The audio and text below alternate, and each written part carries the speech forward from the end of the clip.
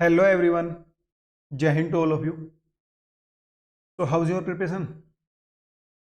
तो भाई आज से क्या है, हम स्टार्ट करने वाले हैं अपना most awaited subject that is geography, है ना। जियोग्राफी एक ऐसा सब्जेक्ट है, इससे मैक्सिमम बच्चों को डर लगता है ना। और मैक्सिमम बच्चों को ऐसा लगता है कि ये तो समझ में आने वाला है नहीं, क्योंकि ये क्या होता है, आप इसे रटने की कोशिश करते हो ना कि भाई रट्टा मार लेंगे, ये पढ़ लेंगे, ऐसे कर लेंगे, काम चल जाएगा। ये कितना मज़ेदार सब्जेक्ट है, अगर आप इसको समझ के पढ़ेंगे ना, आई एम श्योर ये आपका फेवरेट सब्जेक्ट बन जाएगा। तो हम यही कोशिश करेंगे इस क्लास में कि इसको बहुत अच्छे से पढ़ना है, और जो जो आपको होमवर्क मिलेगा वो आपको होमवर्क करना है ना। और जब तक ये क्लासेस कंप्लीट होंगी 10 या 12 दिन के बाद, मैं ये बात की गारंटी दे सकता हूँ कि ज्योग्राफी आपका फेवरेट सब्जेक्ट बन जाने वाला है, क्योंकि इतने अच्छे तरीके से हम इसको पढ़ेंगे, बिल्कुल श्योर शॉर्ट तरीके से, टू द पॉइंट, है ना। फालतू इरिलेवेंट बातें बिल्कुल नहीं करेंगे, जैसा कि हम वैसे भी करते नहीं है, क्योंकि हमारे पास टाइम ही नहीं है ना। पॉलिटिकली क्या है, अभी पॉलिटिकली आपको सिर्फ एमसीक्यू लगाने हैं, कहीं से भी लगा लीजिए, कोई मॉक उठा लीजिए, कोई ऐप के थ्रू उठा लीजिए, कोई पीवाईक्यू उठा लीजिए, है ना। तो बस ये ध्यान रखना है कि उनमें एरर ना हो, क्योंकि एरर के चक्कर में बहुत बार क्या होता है कि आपका कॉन्फिडेंस लो हो जाता है और कन्फ्यूज हो जाते हो। बस ये ध्यान रखना है, बाकी कोई इश्यू नहीं। आप कोई भी मॉक लगाइए, कंप्लीट मॉक लगाइए, सेक्शनल मॉक लगाइए, कैसे भी करिए, बस प्रैक्टिस कीजिए, ठीक है। उससे आपका रिवीजन भी हो जाएगा। और जो आपको मॉक लगाने हैं वो मिक्स वाले लगाने हैं ना, टॉपिक वाइज वाले लगाने का टाइम गया। तो मिक्स कंप्लीट सब्जेक्ट के लगाने, एटलीस्ट 50 एमसीक्यू डेली करने हैं, ताकि एग्जाम तक जितना भी हमारे पास टाइम बचा है आप परफेक्ट हो जाओ। तो भाई सबसे पहले हम बात करेंगे लैटिट्यूड एंड लॉन्गिट्यूड की। इसमें ना हम दो क्लास पढ़ेंगे डेली, एक फिजिकल ज्योग्राफी के लिए और एक इंडियन ज्योग्राफी के लिए, क्योंकि इतना ज़्यादा सिलेबस है इसका कि लिमिटेड टाइम में हम कंप्लीट नहीं कर सकते। दैट इज़ 10 या 12 दिन में हम इसको कंप्लीट नहीं कर सकते, अगर हम सिर्फ एक क्लास के ऊपर डिपेंड रहेंगे। हम डेली दो क्लास करेंगे, एक फिजिकल के लिए और एक इंडियन के लिए, और दोनों के जो टॉपिक होंगे ना वो आपस में एक दूसरे से इंटरलिंक होंगे, है ना। तो बात कर रहे थे हम लैटिट्यूड एंड लॉन्गिट्यूड की। देखिए, लैटिट्यूड एंड लॉन्गिट्यूड, सबसे पहले तो इनके बारे में एक फैक्ट ये जान लो आप कि ये इमेजनरी लाइन है। इमेजनरी दैट मीन्स, अगर आप यहाँ से बैठ के ऐसे यहाँ पे स्पेस में जाएंगे, किसी जो भी स्पेस क्राफ्ट होते हैं, और वहाँ से टेलीस्कोप से देखेंगे ना, तो आपको ऐसा बिल्कुल नहीं है कि अर्थ पे ये ऐसे ऐसे लाइन ड्रॉ हुई दिखेंगी, ऐसी ये बिल्कुल नहीं है, क्योंकि ये सिर्फ इमेजनरी है, हमने मान ली है। क्यों मान ली है? क्योंकि सबसे बड़ी जो प्रॉब्लम थी ना, नेविगेशन। नेविगेशन कैसे करोगे इनकी नाप? अभी क्या है, अभी आप ना क्लास के बाद देखना, अपने मोबाइल में देखना, उसमें गूगल में डालना माई करंट लोकेशन, वो आपकी लोकेशन बताएगा लॉन्गिट्यूड और लैटिट्यूड की फॉर्म में। दैट मीन्स, है ना, ऐसे कुछ बता देगा 28 डिग्री 37 मिनट नॉर्थ और 37 डिग्री 2 मिनट ईस्ट, यानी कि ये आपकी एग्जैक्ट लोकेशन है। भाई ये क्या है, ये लॉन्गिट्यूड और लैटिट्यूड ही तो हैं। जो देखिए, जो ईस्ट वेस्ट की फॉर्म में बताएगा वो होंगे हमारे लॉन्गिट्यूड ना, और जो नॉर्थ साउथ की फॉर्म में बताएगा वो होंगे लैटिट्यूड। क्लियर है ना बात?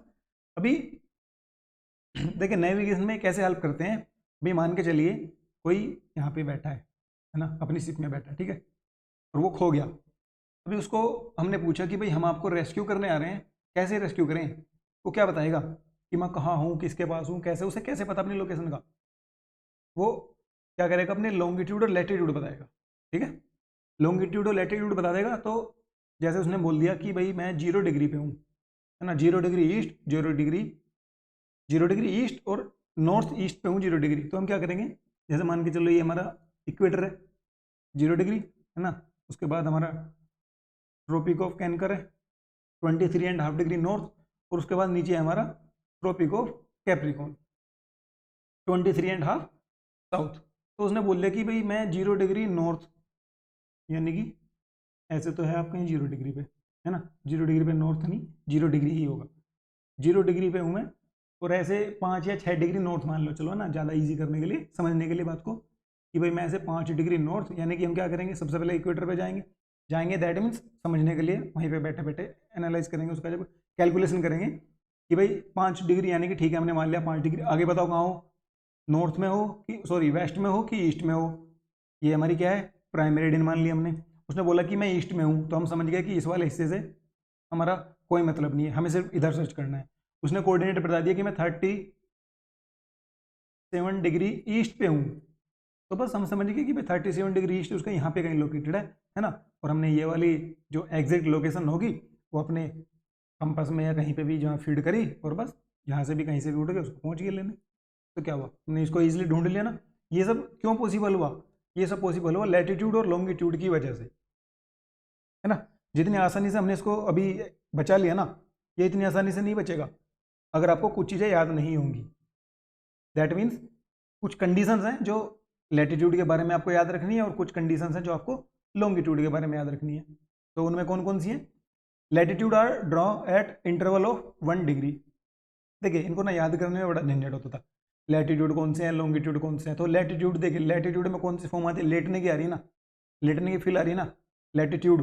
तो सॉरी, लैटिट्यूड में लेटा हुआ है ना आदमी, तो ये ऐसे ऐसे ड्रॉ रखी है ना, ये देखो आप ईस्ट वेस्ट डायरेक्शन में ड्रॉ रखी है, तो ये है latitude.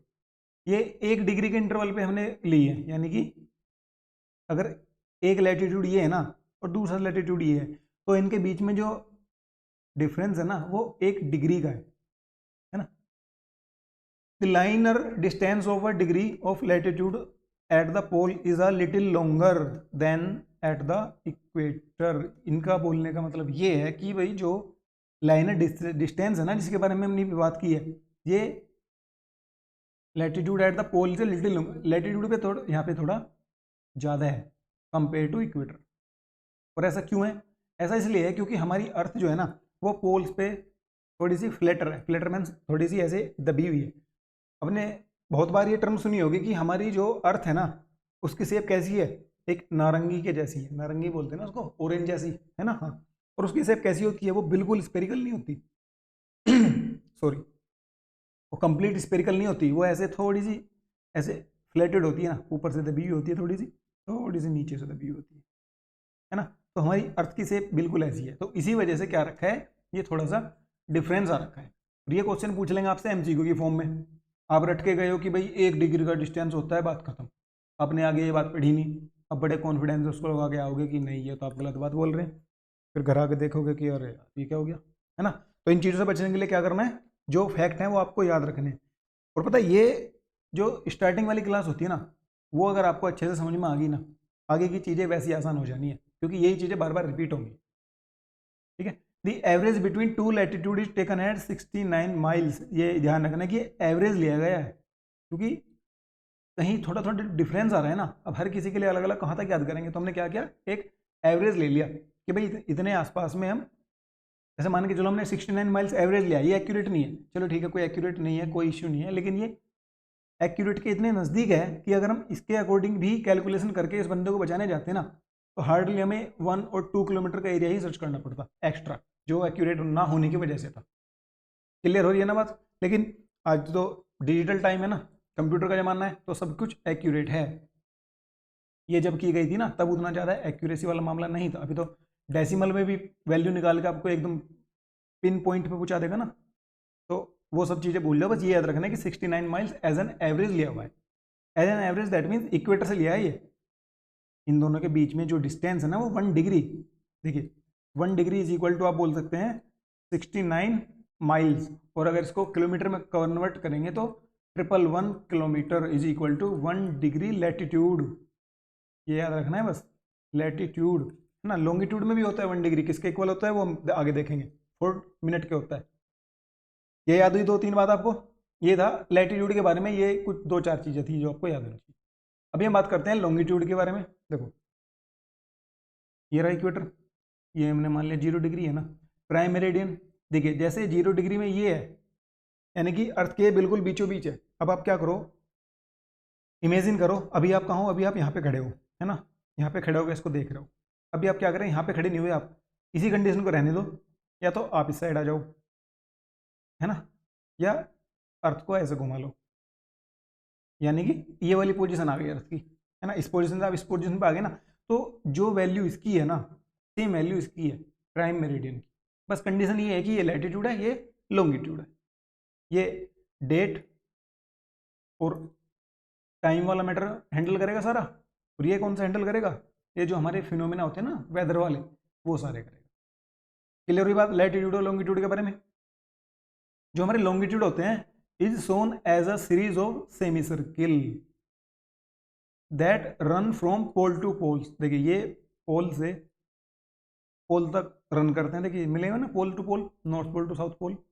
Such lines are also called meridians, इन सारी लाइन को मेरिडियंस भी बोलते हैं। और प्राइम मेरिडियन दैट मीन्स जो उनमें मुख्य है, जैसे मिनिस्टर तो सभी होते हैं ना, लेकिन एक पीएम प्राइम मिनिस्टर होते हैं, एक चीफ मिनिस्टर होते हैं, मिनिस्टर तो वो भी हैं और मिनिस्टर कैबिनेट वाले भी हैं, तो लेकिन ये क्या है, ये प्राइम है। तो सेम ऐसे ऐसे ही क्या हुआ, जो ये है ना हमारे जो हमने 0 डिग्री से लिया हुआ है उसे बोलते हैं प्राइम मेरिडियन।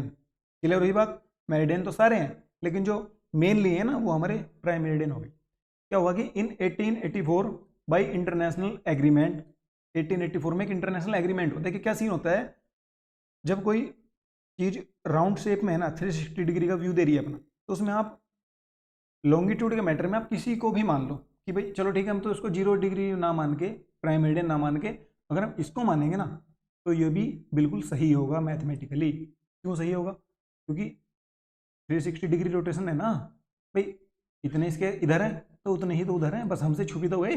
अब इसको हम अगर मान लेते हैं, इसको हम घुमा, इसको हमने थोड़ा सा घुमा के ऐसे कर लिया, ये वाली चीज़ यहाँ पे आ गई, सेम कंडीशन बन गई ना। तो उस चीज़ से बचने के लिए क्या किया कि एक एग्रीमेंट मान लेते हैं, चलो कि एक एग्रीमेंट करते हैं, सभी लोग इस पर एग्री कर रहे हो। The degree of longitude therefore decrease in length is longest at the equator and at the pole is 0। ये क्वेश्चन आया है कई बार, है ना। ठीक है, जैसे ये है ना, इसमें इक्वल है, यहाँ पे भी, यहाँ पे भी, यहाँ पे भी, यहाँ पे भी, यहाँ पे, वो अलग चीज़ है, थोड़ा थोड़ा डिफरेंस है ना, थोड़ा सा उसके लेटर होने की वजह से थोड़ा सा माइनर सा डिफरेंस है, लेकिन उसका मतलब ये नहीं है कि एक जगह पे आके इनका जो डिफरेंस है वो 0 हो जाएगा, ऐसा कभी नहीं होता। लेकिन जो हमारे लॉन्गिट्यूड है इसमें 0 हो रहा है, कहाँ हो रहा है, पोल पे, क्योंकि पोल पे सभी कनेक्टेड है, और जब चीज़ें आपस में कनेक्ट होंगी तो क्या उनके बीच डिस्टेंस होगा, डिस्टेंस 0 होगा ना उनके बीच का। लेकिन क्या है कि इक्वेटर में मैक्सिमम है, देखिए ये इक्वेटर पे देख रहे हैं ना आप, देखिए ये ऐसे मान के चल रहे हैं हम, ये देखिए, ठीक है, ये एक डिफरेंस आप ये लीजिए, है ना, और एक डिफरेंस ये लीजिए, ये वाला। अब आप बताओ कौन सा वाला ज़्यादा है, इक्वेटर वाला ज़्यादा है ना, ये तो इक्वेटर पे सबसे ज़्यादा डिस्टेंस है इनके बीच में, इनके बीच में लॉन्गिट्यूड के बीच में, है ना, और पोल पे जाते जाते धीरे धीरे कम होता चला जाएगा, और पोल पे जाके वो बिल्कुल खत्म हो जाएगा, 0 हो जाएगा। क्लियर हुआ, 0 माइल, ठीक है। The local time in relation to GMT great meridian time और ग्रीनविच मेन टाइम, है ना, ग्रीनविच GMT की full form Greenwich mean time भी है, ठीक है, which is sometimes refer to as world time.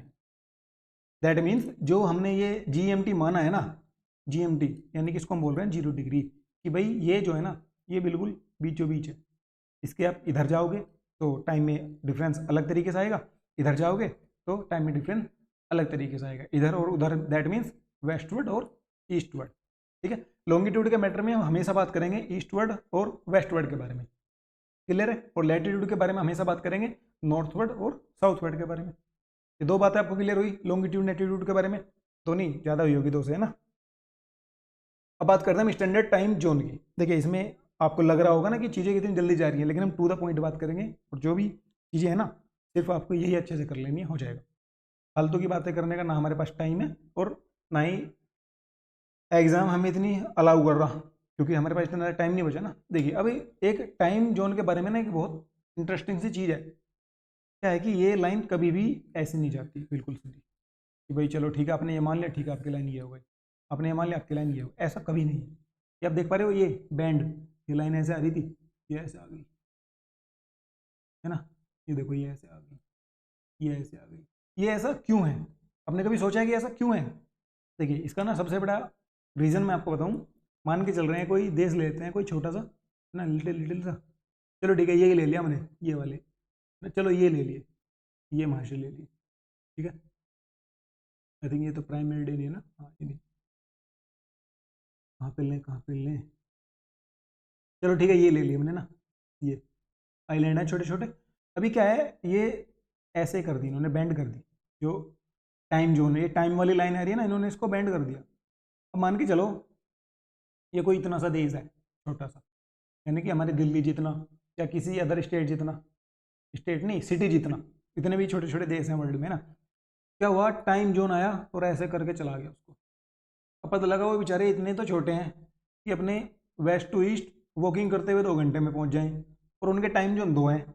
Obviously time zone तो 2 हो जाएंगे ना, क्योंकि अगर आपको टाइम जोन वाली जो लाइन है वो क्रॉस कर देगी तो आपके एक हिस्सा उसके वेस्ट में हुआ, एक हिस्सा ईस्ट में हुआ, है ना। एक तरफ आप माइनस में चलोगे, एक तरफ प्लस में चलोगे, टाइम के अकॉर्डिंग एक तरफ आपका टाइम बढ़ेगा, एक तरफ टाइम घटेगा। तो इस चीज़ से बचने के लिए क्या किया कि भाई ऐसा है, इसको ऐसे कर लो, हम कंप्लीटली या तो वेस्ट में रहेंगे जैसे ये हो रहा है, या हम कंप्लीटली ईस्ट में रहेंगे। ये सब फंडों से हमें नहीं बचना। क्लियर है बात। ये टाइम लाइन जो होती है ना कभी भी सीधी नहीं है, इसको अपनी मर्जी से ऐसे बेंड किया हुआ है। लेकिन जो लॉन्गिट्यूड लैटिट्यूड है ना, उनके साथ ऐसा बिल्कुल नहीं है, वो ऐसे जाएगी तो ऐसे ही जाएगी, बात खत्म। और ये प्राइम मेरिडियन भी ऐसे ही जाएंगी। लेकिन जो टाइम के लिए हमने जो टाइम वाली लाइन है ना उसको मोड़ लिया। क्लियर हुई बात। ये टाइम के बारे में था जो भी था। अभी टाइम के बारे में जो आपको मोस्टली कन्फ्यूजन होगा ना उसको अभी दूर करेंगे। ये ना एक चार्ट है, एक बुक से लिया है। ये 0 डिग्री मान लिया हमने, ये लंदन है ना। ये 75 वेस्ट और 102 east, 102 degree east, 0 degree, 75 degree west. ठीक है। अभी ये बिल्कुल मिडिल में लाइन है।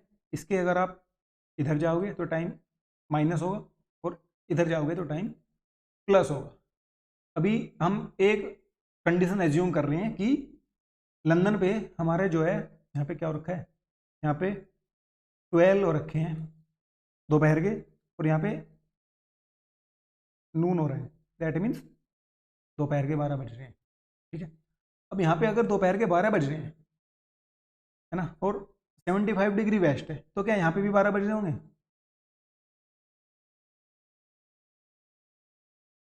बिल्कुल वही 12 नहीं बचेंगे, क्योंकि क्या है कि टाइम हमारा माइनस हो रहा है। तो टाइम किस सीक्वेंस में माइनस हो रहा है, इसके लिए आपको एक टर्म याद रखनी है कि 1 degree is equal to 4 minute, या आप इसको ऐसे समझो, 1 degree is equal to 4 minute. ठीक है। अभी हमें क्या करना है, यहाँ पे तो हमें टाइम दे दिया क्योंकि 0 डिग्री है ना, कि भाई यहाँ पे 12 बज रहे हैं। अब हमसे पूछ लिया कि भाई 75 डिग्री वेस्ट पे क्या टाइम होगा और 102 डिग्री ईस्ट पे क्या टाइम होगा। हमें एक चीज़ तो पता है कि भाई अगर हमें वेस्टवर्ड जाना है तो क्या होगा, माइनस होगा, और ईस्टवर्ड जाना है तो टाइम प्लस होगा। तो सबसे पहले क्या करते हैं, हम वेस्टवर्ड वाला निकालते हैं, ठीक है, माइनस करते हैं।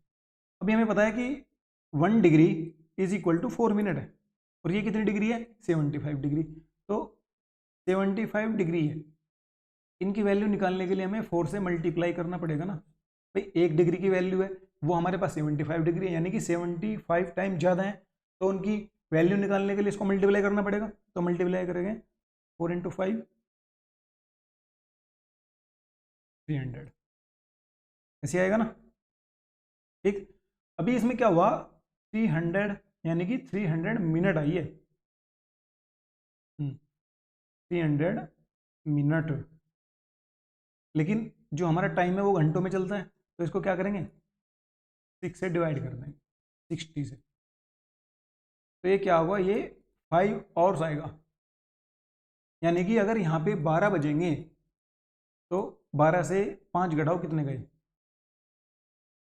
7 बजेंगे। तो यहाँ पे 12 नहीं बज के कितने बजेंगे, सुबह के 7 AM हो गए। AM क्या होता है, एंटी मेरिडियन, है ना। यहाँ पे मॉर्निंग वाले होंगे, यानी कि यहाँ पे क्या करना है, आपको ब्रेकफास्ट करना है। यहाँ पे आपको ब्रेकफास्ट करना है। अब यहाँ पे दोपहर हो रही है, यहाँ पे क्या करोगे, लंच करोगे, है ना। अब बात करते हैं ईस्ट की। अब ईस्ट में क्या करना है, ईस्ट में भी आपको कुछ नहीं करना, बिल्कुल डिट्टो सेम कंडीशन लगा देनी है कि भाई 102 डिग्री है, और हमें पता है कि 1 degree is equal to 4 minute, है ना। तो इनकी वैल्यू निकालने के लिए मल्टीप्लाई कर देंगे, 408 आ गया, है ना। ये तो आ गई मिनट। लेकिन हमें चाहिए घंटों में चीज़ें, तो क्या करेंगे, इसको 60 से डिवाइड कर देंगे ना। कितना होगा, 60 से अगर हम इसको डिवाइड कर देंगे तो ये जाएगा 5 और समथिंग जाएगा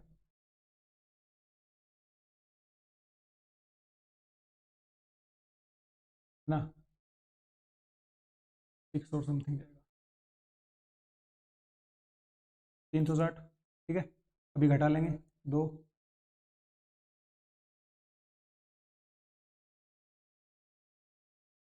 32, यानी कि अप्रोक्सीमेटली, अप्रोक्स की अगर हम बात करेंगे, एग्जैक्ट की छोड़ो, क्या होगा 6 आवर्स एंड, है ना, 6.5 घंटे के आसपास हमने मान लिया आगे, है ना, 6.5 घंटे या 5.5 घंटे जितना भी आएगा।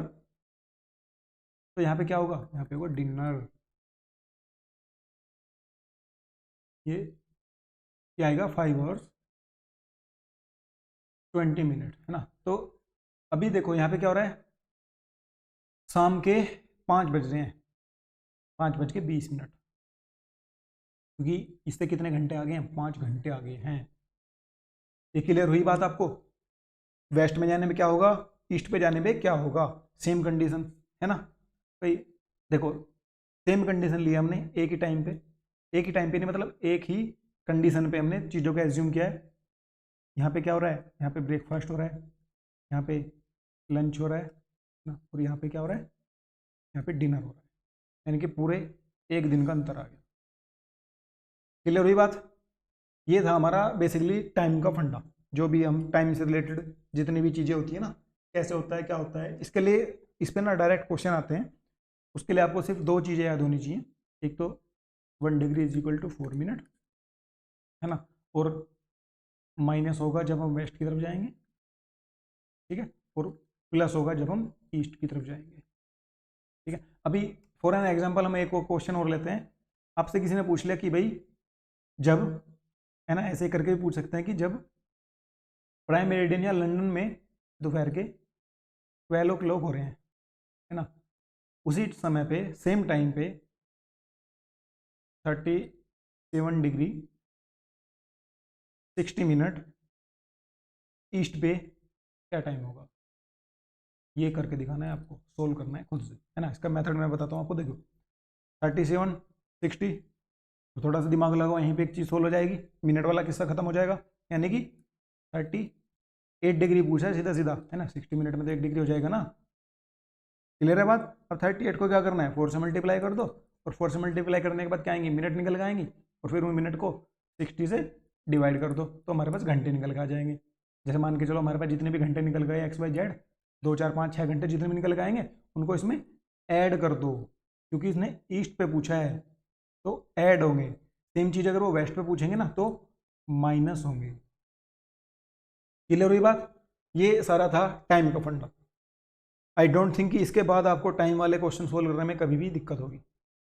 नेक्स्ट बात करते हैं अर्थ रिवोल्यूशन। देखिए आप सबको पता है कि अर्थ 2 तरह के रिवोल्यूशन करती है, एक रिवोल्यूशन करती है, एक रोटेशन करती है। क्या डिफरेंस होता है रिवोल्यूशन में और रोटेशन में। देखिए रिवोल्यूशन जो होता है वो करती है सन के अराउंड रिवोल्व। अरे देखो आप सब आर्मी डिफेंस के बच्चे हो तो एक चीज़ देखो, एक वर्ड देखा है आपने, एक गन होती है जिसका नाम ही रिवॉल्वर होता है, होती है, उसमें क्या होता है, ऐसे ऐसे चैम्बर बने होते हैं ना। और रिवॉल्वर क्यों है, क्योंकि ये चीज़ें ऐसे घूमती रहती है वो, है ना। जैसे यहाँ पे क्या है, यहाँ पे फायर पिन है ना, आपने एक फायर किया, ये रिवॉल्व हुई, ये वाली चैम्बर इसके सामने आया, ये इसको फायर किया, फिर से रिवॉल्व हुई, फिर ये वाला चैम्बर सामने आया। तो रिवॉल्व का मतलब यही होता है कि चारों तरफ घूमना किसी चीज़ के, ये ऐसे सेंटर मान लो, ये ऐसे घूमती रहती है ना, तो उसका मतलब होता है रिवॉल्यूशन। तो इसी तरह अर्थ क्या कर रही है, रिवॉल्व कर रही है सन के चारों तरफ, रिवॉल्यूशन अर्थ के सन के चारों तरफ कर रही है, ठीक है। और एक चीज़ और कर रही है साथ के साथ, रोटेशन। रोटेशन क्या होता है, अपनी जगह पे आप खड़े हुए, एक पैर हवा में लिया, हाथ ऐसे ऊपर किया और शक्तिमान की तरह घूम गए। शक्तिमान तो याद होगा ना सबको, जो वो लैंडिंग से पहले क्या करते थे, ऐसे एक हाथ ऊपर एक पैर ऊपर और पूरी तेज ऐसे अपनी जगह पे घूमना स्टार्ट, दैट इज रोटेशन। ठीक है, अगर शक्तिमान बनना है तो रोटेशन करना पड़ेगा, और अर्थ के चारों तरफ ऐसे घूमना है तो क्या होगा, रिवोल्यूशन करना पड़ेगा। और हमारी अर्थ ये दोनों मूवमेंट सेम टाइम पे कर रही है, रिवोल्यूशन भी और रोटेशन भी। क्लियर हुई बात? अभी अगर हम बात करें भाई ये टाइम कितना ले रही है एक चक्कर लेने में, कुछ टाइम पीरियड होगा ना रोटेशन का। जैसे रोटेशन का हमें पता है कितना ले रही है, 24 आवर्स ले रही है, 24 घंटे में क्या कर रही है, अपनी जगह से पूरी ऐसे खड़ी खड़ी घूम जा रही है। लेकिन सन के चारों तरफ घूमने में इसको ज़्यादा टाइम लग रहा है। और वो टाइम कितना है? वो टाइम है 365 दिन और 1/4 ऑफ अ डे, यानी कि 24 का 1/4 कितना हुआ, 1/4 यानी कि 6 घंटे। तो ये कितने ले रही है कि 365 दिन और 6 आवर्स ले रही है ये एक रिवोल्यूशन कंप्लीट करने में। एक रिवोल्यूशन दैट मीन यहाँ से चल के ऐसे घूम के यहीं पे आने में कितना टाइम ले रही है? 365 दिन 6 घंटे।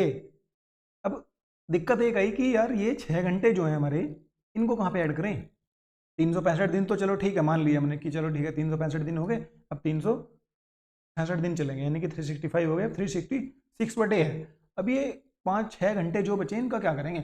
तो इसके लिए क्या किया गया कि भाई इन्हें का एक काम करो, हमारा एक दिन कितने का हो रहा है? 24 घंटे का हो रहा है, इन 6 घंटे को जोड़ लो। कितनी बार जोड़ने पड़ेंगे कि एक दिन पूरा कर दें? 4 बार जोड़ने पड़ेंगे। 6 × 4 = 24 ना। और फिर क्या करो कि भाई जैसे मान के चलो ये पेंडिंग पूरा हो गया ना, अब इसको जोड़ दो नेक्स्ट ईयर में। तो वो नेक्स्ट ईयर जो होगा ना, वो होगा हमारा कौन सा होगा? Leap year. समझ में आई फंडा लीप ईयर वाला? लीप ईयर क्यों होता है? अब सबने सुना था कि यार एक दिन फालतू होता है, एक दिन फालतू होता है, हर 4 साल में एक बार ऐसा होता है। लेकिन क्यों होता है ये भी तो पता होना चाहिए ना, है ना? अब आप कभी नहीं भूलोगे इस बात को कि लीप ईयर में एक दिन एक्स्ट्रा क्यों होता है। क्योंकि हर साल हम 6 घंटे बचा रहे हैं, और वो 6 घंटे हमें कहाँ मिल रहे हैं? जब हम एक लिमिटेड टाइम पीरियड को क्रॉस कर रहे हैं, दैट इज 24 आवर्स, है ना? एक दिन पूरा हो गया ना हमारा, इसलिए एक दिन पूरे के साथ ही इसको जोड़ दिया। एक दिन की मिनिमम वैल्यू तो 24 आवर्स है ना, कि भाई 24 घंटे आपको पूरे करने ही पड़ेंगे अगर एक दिन के वैल्यू के बराबर आना है, तो एक दिन में ऐड हो गया। ये हुआ हमारा लीप ईयर का फंडा। अब सारी बात करते हैं हम सीजन की, इक्विनॉक्स की और सोलेस्टिस की। देखिए ये कुछ चीज़ें हैं जो आपको बिल्कुल याद रखनी है, यहाँ से क्वेश्चन पक्का पक्का आते हैं और आपको याद रखने पड़ेंगे, है ना? कि विंटर सोलेस्टिस कब होता है, समर सोलेस्टिस कब होता है और इक्विनॉक्स कब होते हैं। देखिए सबसे पहले अगर हम बात करेंगे सीजन की, हम सबको पता है कि हमारी अर्थ 23.5 टिल्टेड है। टिल्टेड दैट मीन्स ऐसे जो देखो ये देख रहे हो ना आप, ये एक्सिस है, ये एक्सिस है। अगर ये एक्सिस पे ऐसे झुकी हुई ना होती ना, तो एग्जिट एक्सिस हमारा यहाँ से होना था। ये हमारा रियल एक्सिस होना था, लेकिन इनको क्या हुआ, इन्होंने इतना झुकाव ले लिया। तो ये जो झुकाव की वैल्यू है ना, ये है दैट इज 23.5 टिल्ट, यानी कि 23.5 डिग्री झुकी हुई है ये अपने एक्सिस पे। ध्यान रखना है अपने एक्सिस पे टिल्टेड है। क्लियर हुई बात? अभी इससे क्या इफेक्ट पड़ा हमारी सारी चीज़ों पे? क्या इफेक्ट पड़ा? एक तो सबसे बड़ा इफेक्ट पड़ा सेशन पे, सीजन पे, नॉट सेशन, है ना? सीजन पे क्या क्या इफेक्ट पड़ा? ठीक है, ऐसा होता है जब ये हम ऐसे सन के चारों तरफ ऐसे चक्कर घुमा रही है ना, तो क्या हुआ, सन की जो रेज है ना वो ऐसे स्कैटर हो गई। देखिए अगर आप किसी के सामने बिल्कुल ऐसे खड़े हैं, बिल्कुल तन के खड़े हैं, तो जो लेवल आपके हेड को मिलेगा ना, दैट मीन्स आपका हेड को जिस क्वांटिटी की सनरेज मिलेंगी ना, सेम क्वांटिटी की सनरेज आपके मिलेंगी लेग को, अगर आप टिल्टेड नहीं हो तो। लेकिन आपने क्या किया, आप हो टिल्टेड अर्थ की तरह, तो क्या हुआ कि आपका एक हिस्से को तो मिली डायरेक्ट सनरेज और एक हिस्से को मिली स्कैटर, यानी कि ऐसे छितरी हुई, फैली हुई। इसको आप ऐसे समझो, ये एक कोई ऑब्जेक्ट है ना, ये एक हमारी टॉर्च है। यहाँ से आपने इस पर लाइट मारी, तो इसका ये वाला पार्ट सारा लाइट में आ गया और ये वाला पार्ट सारा डार्क हुआ, है ना? यानी कि ये नाइट हुई और ये डे हुआ। लेकिन अगर आप सेम ऑब्जेक्ट को ऐसे टिल्ट कर दोगे, तो टिल्ट करने के बाद क्या होगा, इसके कुछ हिस्से को डायरेक्ट मिलेगी रेज, जो भी आपने लाइट मारी है ना वो डायरेक्ट ही मिलेगी, और सॉरी, कुछ हिस्से को स्कैटर जाएगी। दैट मीन स्कैटर मैं आपको बताता हूँ क्या होता है। अरे जैसे होता है ना, परछाई सुनिए आपने, परछाई जैसे सन की रेज आ रही है ना, आपको पता है कि यार इस पर्टिकुलर जगह यहाँ तक, सिर्फ यहाँ तक धूप आ रही है, ठीक है, यहाँ तक धूप आ रही है, लेकिन क्या यहाँ अंधेरा है? यहाँ अंधेरा नहीं है, यहाँ पे भी लाइट है, लेकिन वो डायरेक्ट लाइट नहीं है, वो स्कैटर वाली है। समझ में आ रही है बात, है ना?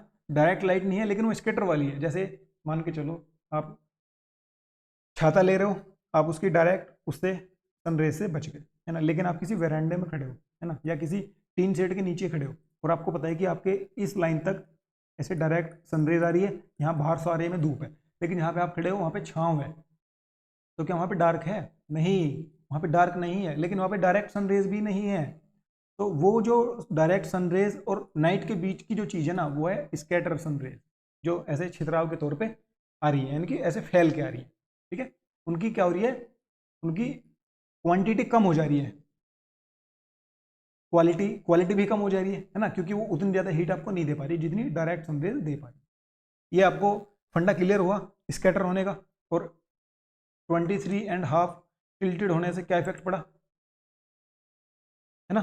तो अभी इससे क्या इफेक्ट पड़ता है वो बात करेंगे हम अपने सेशन पे, कि हमारे जो सीजन उनमें क्या इफेक्ट पड़ेगा ना। उसके लिए सन के मूवमेंट को समझना बहुत जरूरी है ना। इससे पहले हम इस वाली स्लाइड को कवर करते हैं अच्छे से।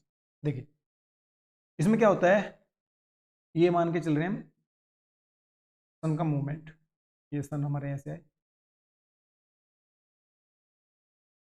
ये फिर हमारे समर सोलस्टिस हुआ, ये फिर हमारा ऑटम हुआ, और ये फिर हमारे,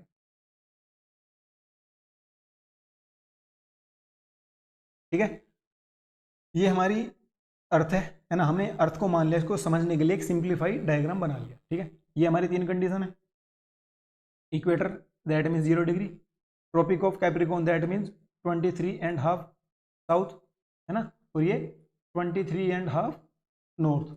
अभी आपको चीज़ें समझ में आएगी हम 23.5 ही क्यों ले रहे हैं, क्योंकि हमारी अर्थ टिल्टेड है 23.5 डिग्री, इसलिए हम 23.5 का गैप रख रहे हैं, ठीक है।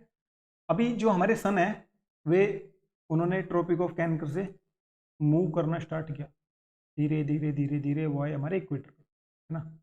अब इक्वेटर पे जब सन की पोजीशन होगी, अब आप एक बात बताइए, है ना, ये कोई ऑब्जेक्ट है और ये कोई एक ऑब्जेक्ट है, ठीक है, ये क्या है, ये वेट लेने वाली तराजू मान लो, ठीक है। अगर इनके बीच का डिस्टेंस बिल्कुल सेम होगा, ये भी सेम होगा, तो क्या ये दोनों चीज़ें बैलेंस नहीं हो जाएंगी? बैलेंस हो जाएंगे ना बिल्कुल। जैसे अरे एग्जाम्पल के तौर पे आपके हाथ में पेन होगा ना, उस पेन का कोई पॉइंट एक ऐसा होगा जहाँ पे वो आपकी फिंगर पे बैलेंस हो जाएगा, ना इधर गिरेगा ना इधर गिरेगा। सेम चीज़ आप यहाँ पे मान लो सन के साथ, सन हो गए हमारे इक्वेटर पे, और इक्वेटर कहाँ पे ले रखा है हमने, अपनी अर्थ के बिल्कुल मिड में ले रखा है, यानी कि ना 1 इंच इधर फालतू ना 1 इंच इधर फालतू, तो चीज़ बैलेंस हो गई ना। अगर हमारा सन इक्वेटर पे है तो सेम एनर्जी उधर देगा, सेम एनर्जी इधर देंगे, नो डिफरेंस, दोनों के बीच में कोई भेदभाव नहीं करेंगे, है ना। तो उससे क्या होगा, एक कंडीशन बनेगी कि भाई यहाँ पे भी सेम कंडीशन है, यहाँ पे भी सेम कंडीशन है।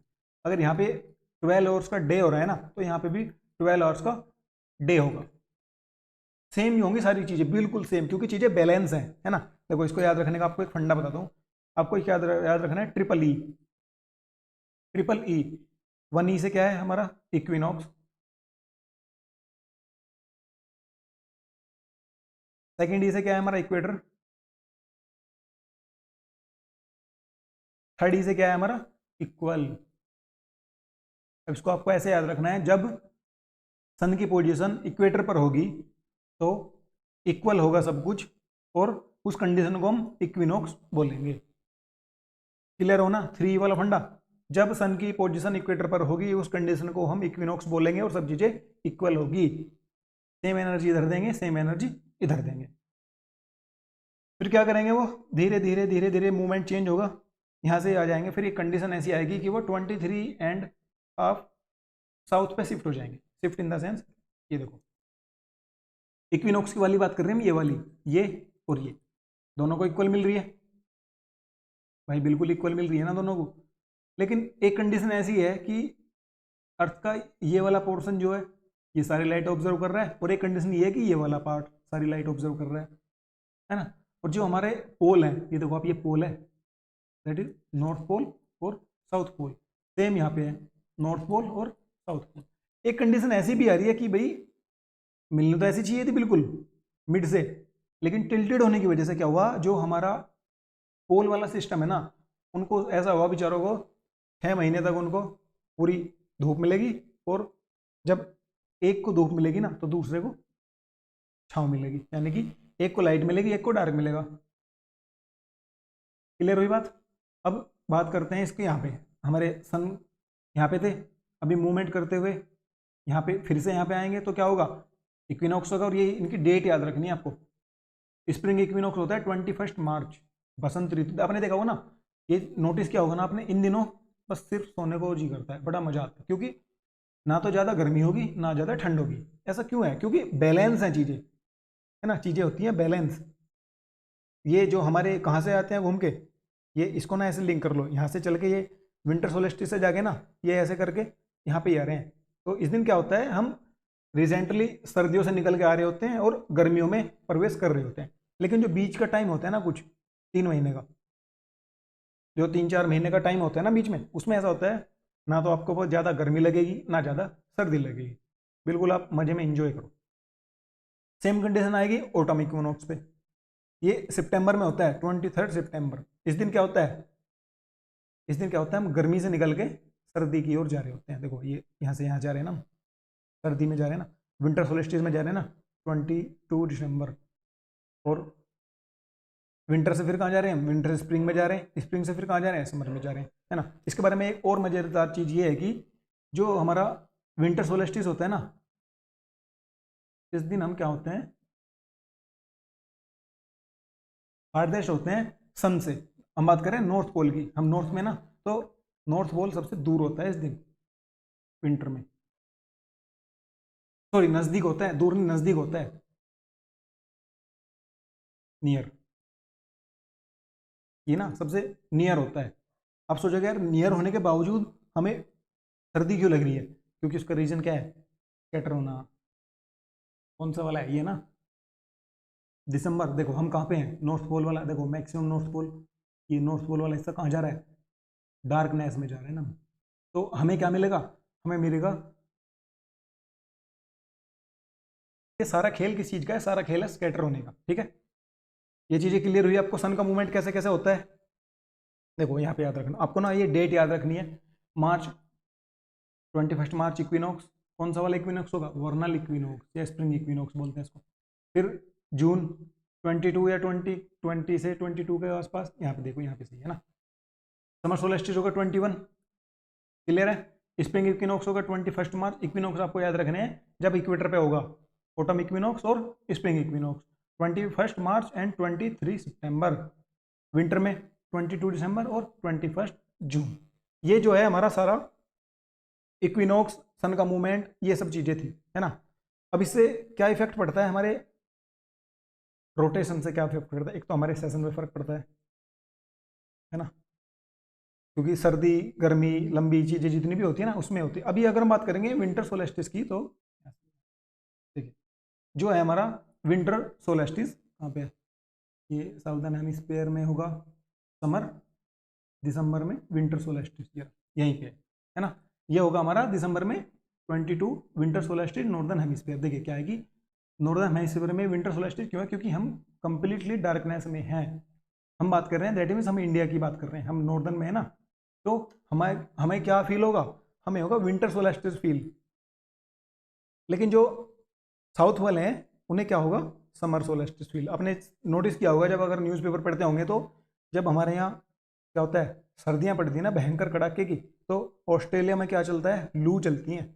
वो लोग क्या बोलते हैं उनको, हीट वेव। उनसे वहाँ से खबर आ रही होती है कि आज इतना टेम्परेचर हो गया, आज इतना टेम्परेचर हुआ, है ना। तो ये सारा खेल है टिल्ट होने का। अगर टिल्ट नहीं होते तो ये सब कुछ नहीं होना था। ऑलवेज मैक्सिमम क्या होता, लगभग इक्विनॉक्स वाली कंडीशन रहती है हमेशा। क्लियर हुई बात। तो ये सारा खेल था हमारे सेशन का, इक्विनॉक्स का, सोलेस्टिस का, इन सब का ये सब चीज़ें फंडे थी। ना।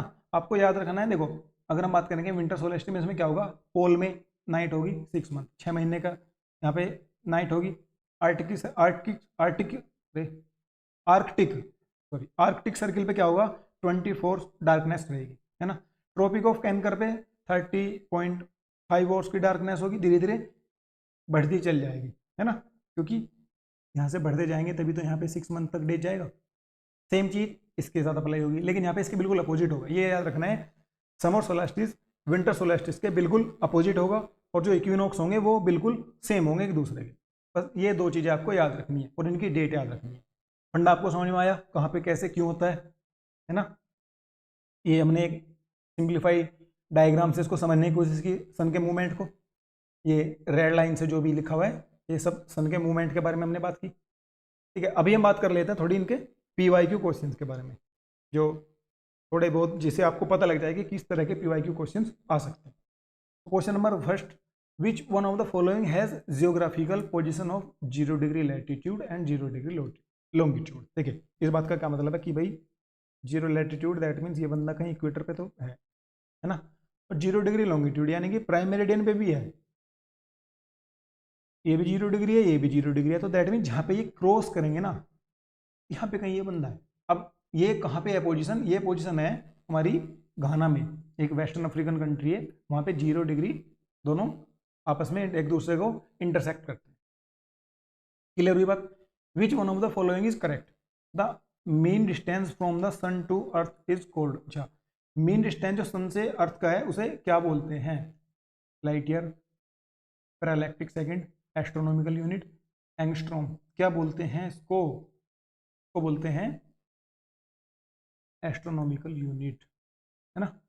एस्ट्रोनॉमिकल यूनिट दैट मीन जो उनके बीच का जो डिस्टेंस है सन का और अर्थ का। क्लियर है।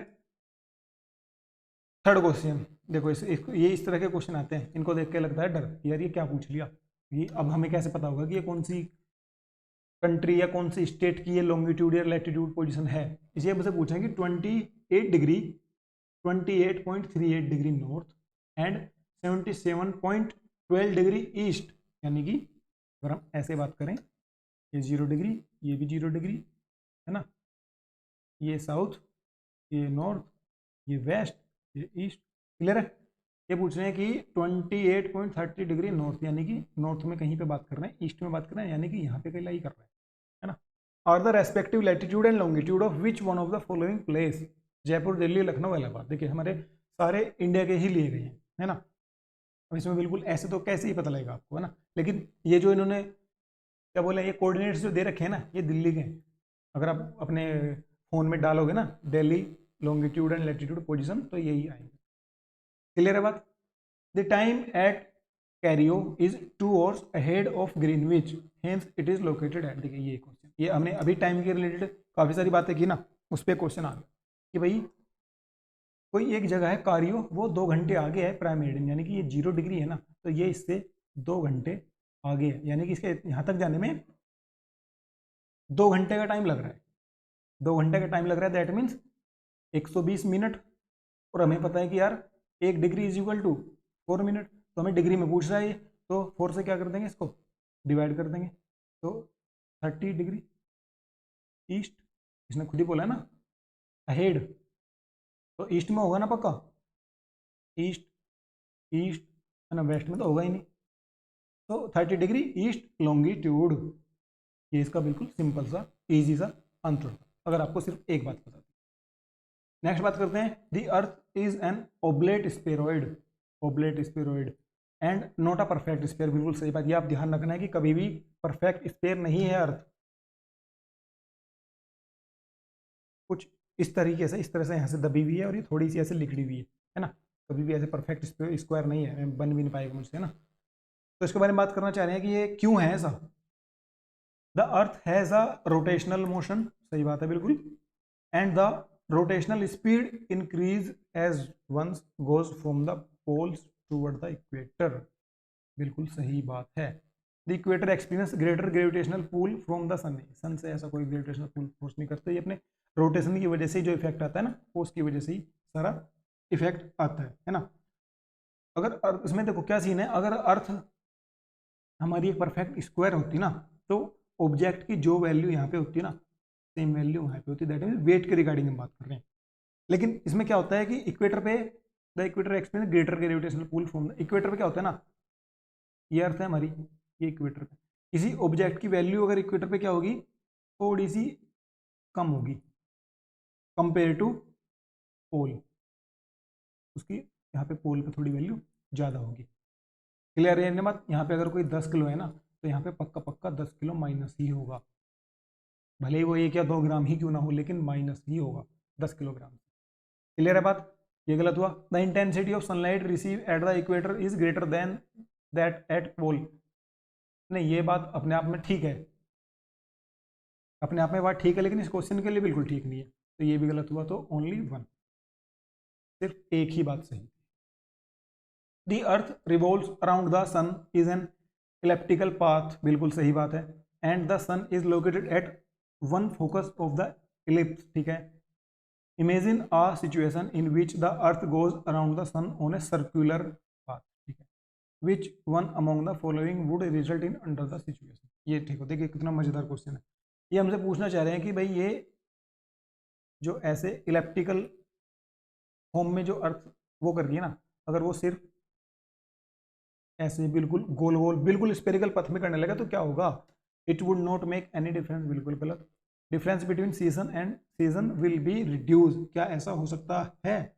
बिल्कुल सही बात है, ऐसा ही होगा। क्योंकि हमने अभी क्या देखा था, जब हम सन के सबसे नज़दीक होते हैं नॉर्दर्न हेमिस्फीयर में, तो हम क्या रिसीव करते हैं, विंटर सोलेस्टिस। लेकिन जब हम सन से सबसे दूर होते हैं तब हम क्या रिसीव करते हैं, समर सोलेस्टिस। क्योंकि सारा मैटर इसका कुछ टिल्टेड होने का है और कुछ इसके इलेप्टिकल पैथ का है, तो इन दोनों के बीच में डिफरेंस कम हो जाएगा, है ना। जो चीज़ हमें यहाँ पे फील हो रही थी, हो सकता है वो यहीं पे फील होने लगे, क्योंकि अगर ये बिल्कुल इलेप्टिकल पे घूमेगी तो डिस्टेंस ऑलवेज इक्वल रहेगा ना, कहीं से भी ले लो भाई आप, इक्वल ही रहेगा, है ना। तो उनके बीच का जो डिफरेंस होगा ना सीजनों के, वो कम हो जाएगा।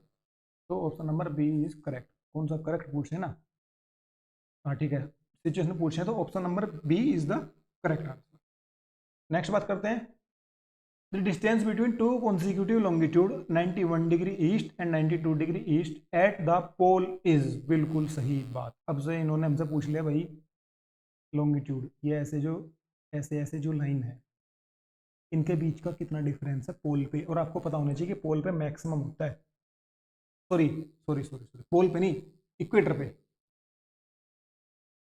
इक्वेटर पे कितना होता है, मैक्स होता है। लेकिन जैसे जैसे हम पोल की तरफ को जाना स्टार्ट कर देंगे, है ना, तो क्या होगा, the distance between the two consecutive longitude at the pole 0 kilometre.